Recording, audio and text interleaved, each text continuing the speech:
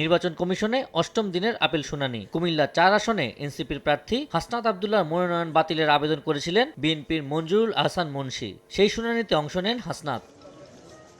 আচরণবিধি লঙ্ঘনের অভিযোগে ইসির কারণ দর্শানোর নোটিশের ব্যাখ্যা দিতে আসেন খেলাফতে মজলিসের আমির আল্লামা মামুনুল হক। রাষ্ট্রীয় আহ্বানের সাড়া দিয়ে আমরা গণভোটের প্রচারণা চালালাম, সেটাকেই আমাদেরকে সেইটার উপরে ভিত্তি করে ভিকটিম করা হলো আমাদেরকে। এটা খুবই দুঃখজনক বলে মনে করি। শোকজের জবাব দিয়েছি আমরা কমিশনকে, আমরা বলেছি গণভোটের যে আমাদের লিফলেট বিতরণ করেছি সেটা আমরা দাখিল করেছি।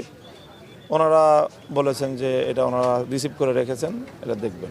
একে একে বেরিয়ে কথা বলেন প্রার্থী এবং তাদের আইনজীবীরা। শুনানি শেষে বেশিরভাগ প্রার্থীর মনোনয়ন বৈধ ঘোষণা করে কমিশন। মনোনয়নের বৈধতা পেয়ে খুশি আবেদনকারীর প্রার্থীরাও। আমার এখন কোনো বাধা নেই, ইনশাল্লাহ 12 তারিখে ভোট হবে, সবাই একসাথে অংশগ্রহণ করব দানের শেষ প্রতীকে। ভোটারের দস্তখতের মধ্যে 8 জনের নাকি গরমিল পাওয়া গিয়েছিল। 8 জনকে হাজির করেছি, তারা উপস্থিত ছিলেন।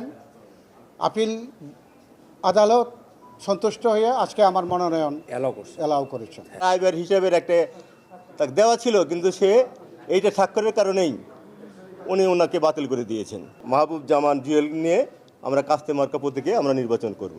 শুনানি চলাকালে ইসির আপিল শুনানি কক্ষে 2 প্রতিদ্বন্দ্বী প্রার্থীর মধ্যে বাকবিতণ্ডার ঘটনা ঘটে। আবু সাইদ নিশান, সময় সংবাদ, ঢাকা।